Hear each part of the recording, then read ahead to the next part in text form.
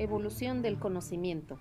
El ser humano siempre ha buscado acceder al conocimiento, es decir, explicar la realidad que lo rodea. La evolución del conocimiento se ha dado a la par de la historia del ser humano. Desde que el ser humano apareció en el planeta, comenzó su evolución y desarrollo, tanto física como mental. La posición bípeda, que permitió la liberación de la mano, posibilitó que el hombre hiciera herramientas para mejorar su vida. El desarrollo del cerebro permitió que el hombre transformara su medio. Intentó explicar el porqué de las cosas y el porqué de los eventos de la naturaleza, así como vislumbrar la posibilidad de que sean de otro modo. Estos planteamientos posibilitaron la ciencia. Pero veamos en primer lugar qué es conocimiento. El conocimiento, según Saksevsky, es una relación entre sujeto y realidad. Un sujeto consciente tiene contacto estrictamente cognitivo con la realidad. Lo más importante es la relación que se da entre los dos y la forma en que se expresa.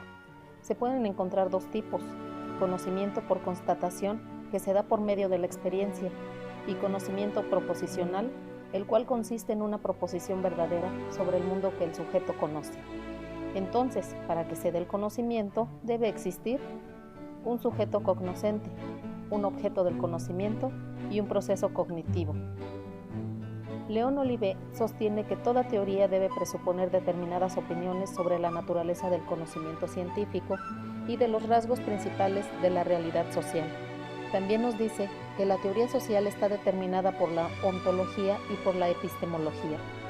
Nosotros nos enfocaremos a esta última.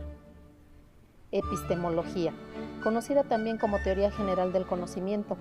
La epistemología estudia qué es el conocimiento, el objeto de conocimiento, el sujeto de conocimiento y la relación que se da entre ellos a partir del contexto histórico, cultural, etc. Se enfoca en la naturaleza del conocimiento y la relación entre la realidad y la verdad. El interés fundamental de la epistemología es el criterio de verdad y la relación que se establece entre el sujeto y el objeto. La epistemología trata de los problemas planteados por la ciencia. Haremos una revisión de algunos autores para entender cómo ha evolucionado el conocimiento. Platón. Platón maneja que la ciencia tiene como fin indagar. Su objeto es la perfección. La verdad de la ciencia depende de la perfección de su objeto. Una idea es una sustancia, una realidad objetiva, una perfección que subsiste en sí y por sí con pleno y propio derecho. Existen 4 grados de conocimiento para Platón: conjetura, creencia, dianoético y noético. Aristóteles.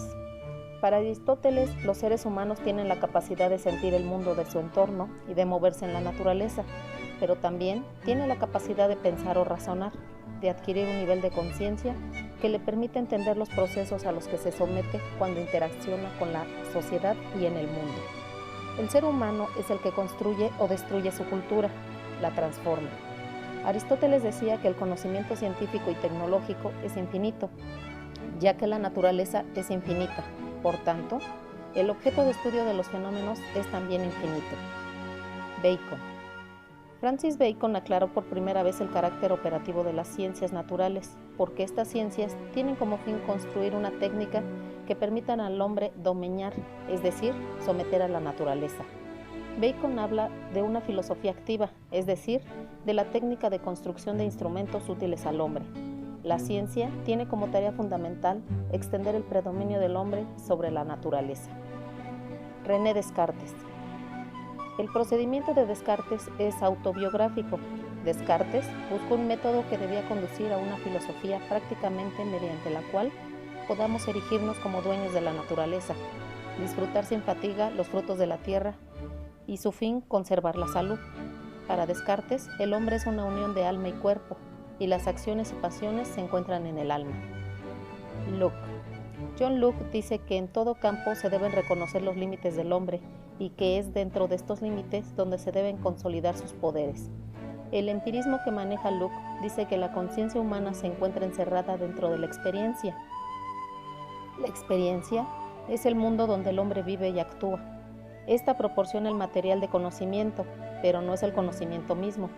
Para Locke existen 2 tipos de conocimiento: el intuitivo, cuando el acuerdo o desacuerdo se percibe inmediatamente, y el demostrativo, cuando se pone en evidencia el uso de pruebas para comprobar el acuerdo o desacuerdo. El conocimiento demostrativo se basa en varios conocimientos intuitivos. El conocimiento es verdadero solo cuando existe una conformidad entre las ideas y la realidad de las cosas. Kant. Emmanuel Kant decía: ten el valor de confiar en la luz de tu conocimiento racional y de seguirlo hasta donde te lleve sin presunción, pero también sin falsa timidez. Kant reconoce que la metafísica es la ciencia de los límites de la razón humana. La razón debe conocer bien y tener sus propias posesiones limitadas. Karl Popper.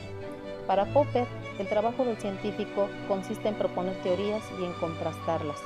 En la ciencia no interesa tanto el cómo se han dado las nuevas teorías, sino únicamente la posible justificación o validez de las mismas. Para Popper, en la problemática actual de la ciencia, cabe distinguir dos características fundamentales. La primera es considerar la ciencia como conocimiento progresivo y la segunda, consideración de la ciencia como conocimiento provisional. Popper intenta el carácter provisional del conocimiento científico con su carácter progresivo. El conocimiento subjetivo se manifiesta en tres realidades: a las cosas o actividades en sí mismas, a los sujetos de estas actividades y a las ideas que portan dichos sujetos. Thomas Kuhn. Kuhn realizó algunas aportaciones como son la redefinición de la noción de paradigma, como una manera nueva de resolver los problemas en la ciencia. También diseñó una tipología de análisis histórico de la ciencia. Otro aporte fue la matriz interdisciplinaria, donde varios científicos comparten un logro paradigmático y conduce a la investigación para la resolución de enigmas y el papel fundamental que tiene la sociología dentro de las investigaciones científicas. Para Kuhn, el descubrimiento tiene una estructura propia. Dicha estructura se caracteriza por oponerse a lo tradicional, visión del descubrimiento. Para Kuhn, inicia con una anomalía.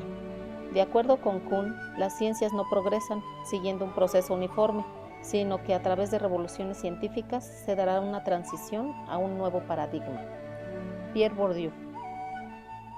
Bourdieu considera su trabajo como estructuralista y constructivista. El estructuralismo dice que en la sociedad existen estructuras objetivas independientes de la voluntad de los individuos que determinan y orientan sus prácticas.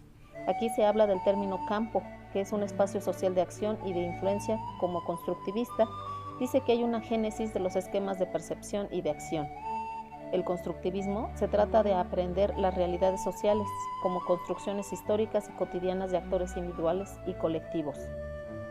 Para Bourdieu, el hábitus es un sistema de disposiciones adquirido a través de la experiencia del sujeto y que le permiten adaptarse a las necesidades del mundo social.